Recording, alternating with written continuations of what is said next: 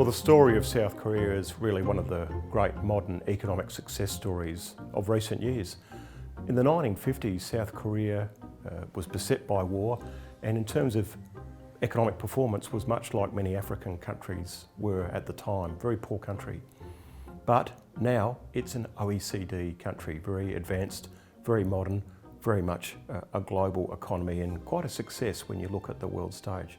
How do they do it? Well, partly through government intervention, particularly in manufacturing, and also in supporting the rise of the chaebols, which are the great South Korean international companies.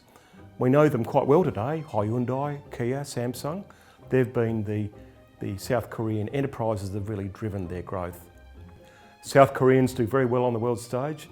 You'll recall Ban Ki-moon, the head of the United Nations, and also BTS, the K-pop group, which has taken the world by storm. In fact, the success of Korean pop or K-pop could give you a whole chapter on K-poponomics, given how successful they've been. South Korea has really been an inspiration to the world and very important for the Asia Pacific. Well, in terms of international cooperation in Asia and the world, South Korea and Australia could be called soulmates. Together we founded APEC, the Asia Pacific Economic Cooperation Forum, and also the G20, particularly at the finance ministers level. We also have the Korea-Australia Free Trade Agreement, signed in 2014, that allows almost 86% of Korean goods to come into Australia, tariff-free, and 98% of Australian goods, particularly in agriculture, to go into South Korea. It's a very successful arrangement, and indeed the complementarity of South Korea and Australia.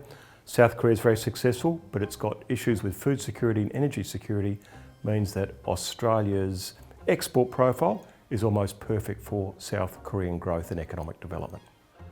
Well, South Korea and Australia, strong trading partners that they are now, actually have a very bright future. One reason has been the change in global energy to tackle climate change. There's a lot of interest in South Korea in hydrogen. A lot of the minerals from Australia are used for batteries for electric powered cars that are very important in South Korean industry. And also COVID-19 itself has enhanced South Korea's reputation in global manufacturing, particularly in the biomedical space. So for that reason, the interests of South Korea and Australia will be aligned in the future. There's over about 2,500 Australian companies already doing business in South Korea in agriculture, in mining and in professional services.